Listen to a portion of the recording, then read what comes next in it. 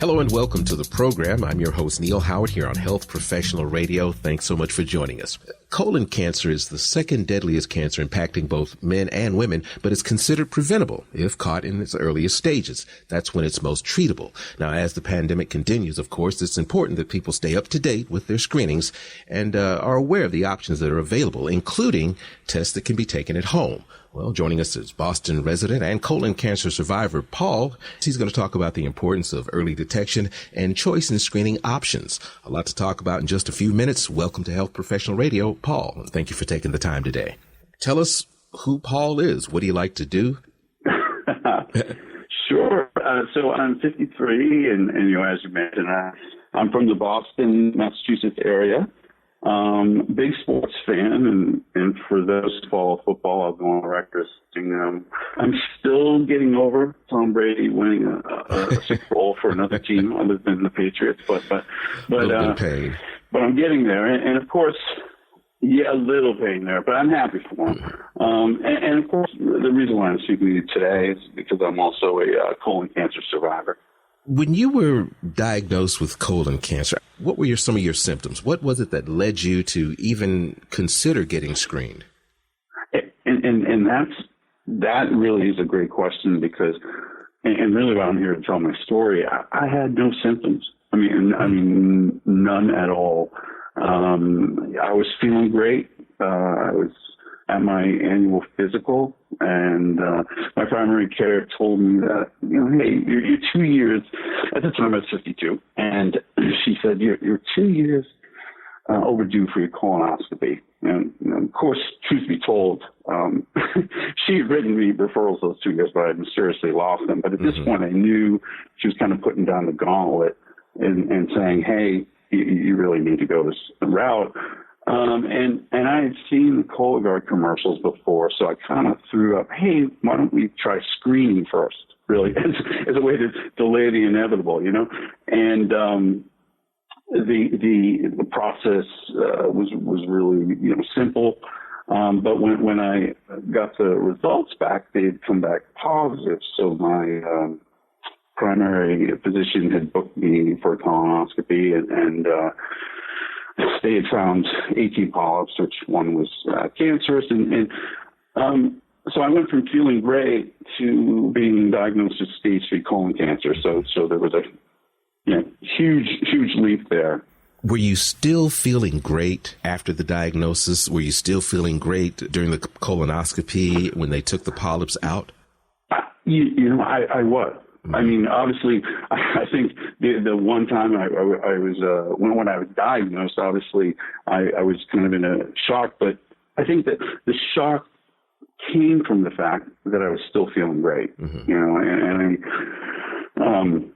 it's one of these things where sometimes we all kind of fall into a habit of, hey, we'll wait for symptoms, but in this case, there were no symptoms, and I think going from that state to being told you have stage 3 colon cancer, it was pretty shocking, as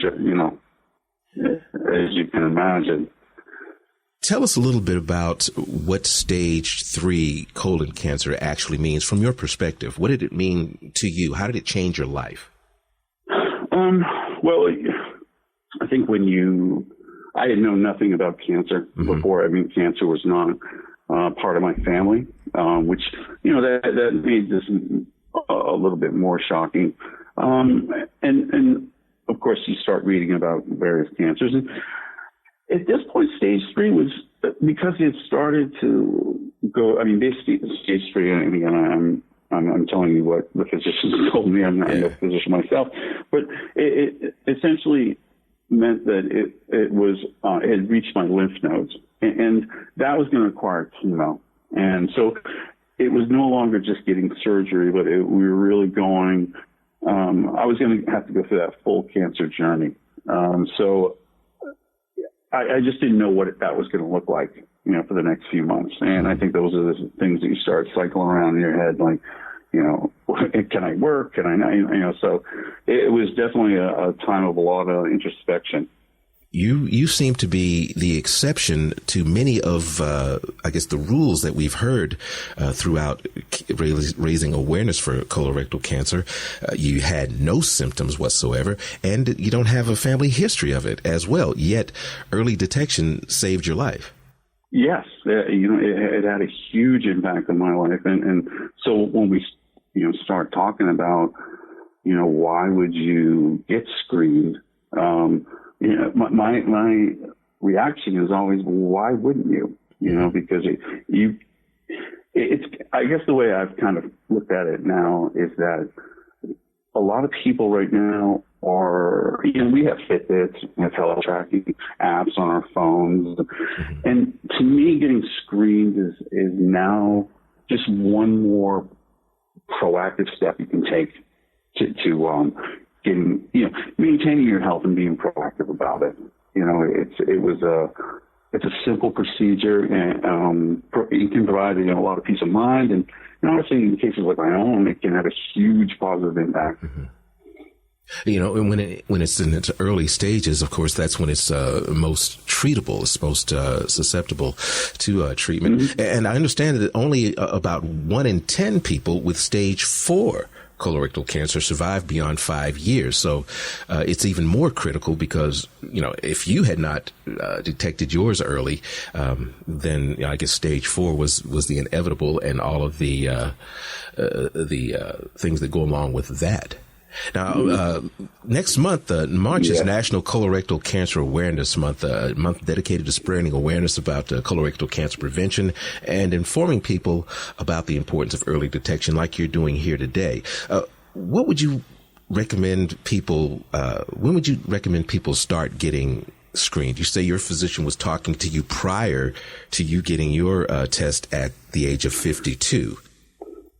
So I can tell you that right now, it was 50 was typically the age that triggered, hey, you should get a colonoscopy. But recent studies, now 45 is really where people are saying, why don't you start to get screened? If I could spin the clock back at 45, I could have caught it in an earlier stage, and that's really why I think it's important to get screened.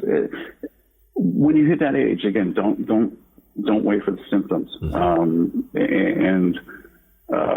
It will provide, again, I know I keep going around, but how I got hooked up with Cologuard in the first place was that when I was sitting in the chemo chair for my very first infusion, mm-hmm. I wrote them a letter of thank you, to say, hey, listen, I kind of told my story, and I wanted to thank them for the work they were doing.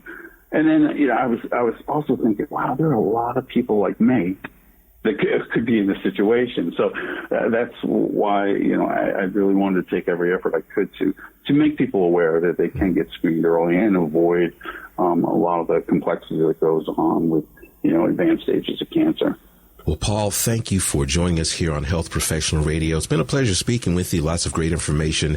And thanks for getting the word out about the importance of early detection. Again, Neil, thank you for having me. Listeners can learn more at www.cologuardtest.com. You've been listening to Health Professional Radio. I'm your host, Neil Howard, in conversation with Paul, Boston resident and cancer survivor.